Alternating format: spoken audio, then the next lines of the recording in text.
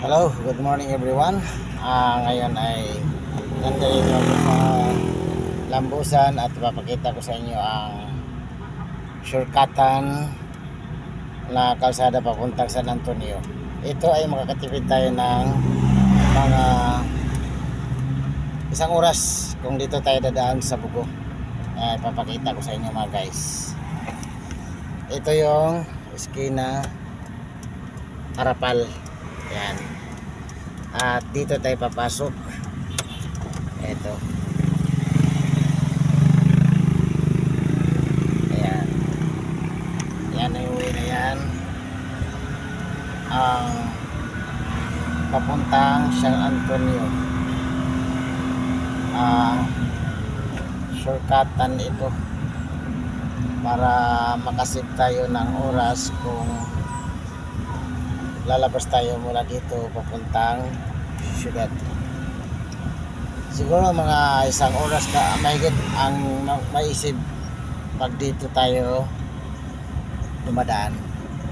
Kaya binibidyo ko itong kalsada na ito para sa mga tao na hindi nakakaalam. Malaking bagay pag dito kayo dumaan, lalo kung kayo ay nagmamadali. Maganda yung kalsada, sementado, at maganda rin yung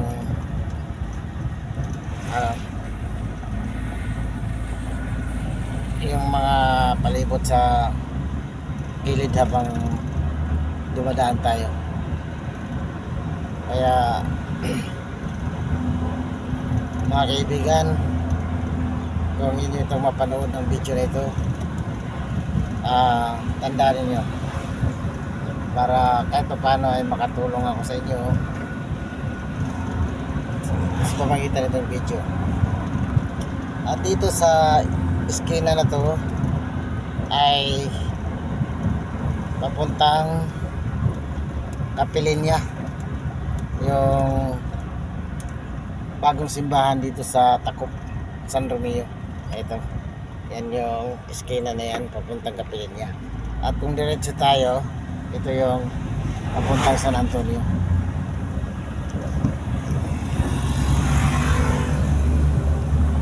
Okay guys, sana panoorin nyo ang aking mga upload na video. I-follow ninyo at i-subscribe Joel Aro Vlog. At sa pamagitan nito ay makatulong kayo ng malaki sa akin. Sana mag-enjoy kayo sa aking upload na video at makakuha tayo ng konting aral sa mga video na aking upload. Ito yung mga daan guys. Ito yung daan guys na papunta ng San Antonio. Ito yung sa looban ito. Medyo tuwi nga lang siya, pero okay na rin guys dahil simentado na siya. Hindi siya rough road. Maganda yung daan. Saka masarap magpatakbo dahil maayos yung kalsada. Ito yung mga view na makikita mo habang ikaw ay nagbibiyahe dito.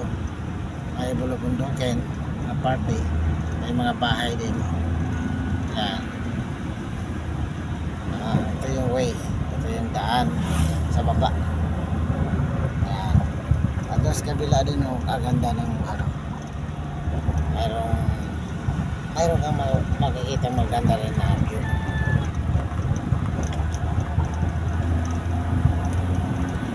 Yan.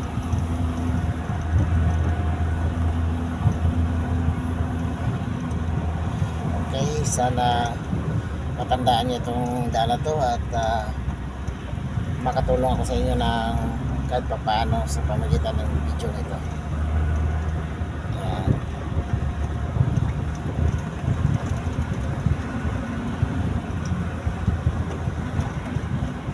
Okay, i-video ko lang to hanggang Harapal at para hindi naman ganong mahaba yung video. Tandaan lang ninyo yung mga landmark na aking ituturo.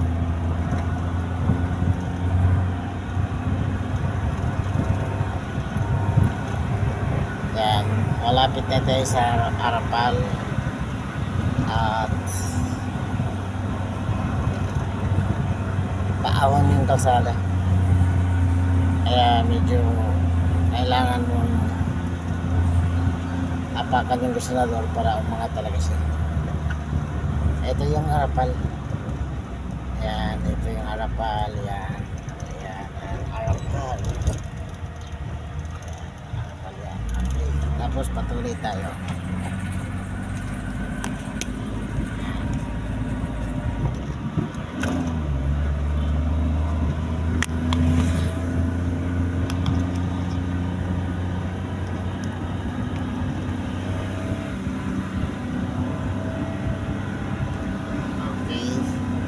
Medyo pahaon yung kurbada, kaya careful sa maniho dito, baka magulat kayo kung mayroon ka sa loob.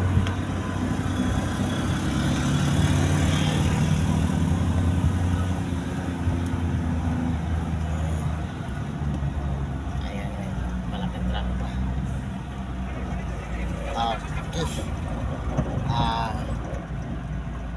Ito na yun guys, at dito na tayo sa may tuktok, kaya thank you so much sa pagpanood ng video, at huwag niyo kalimutan i-follow ang aking YouTube, Joel Aro Vlog, at Leods Pakitis sa aking Facebook. Bye bye, have a nice day sa atong tanan.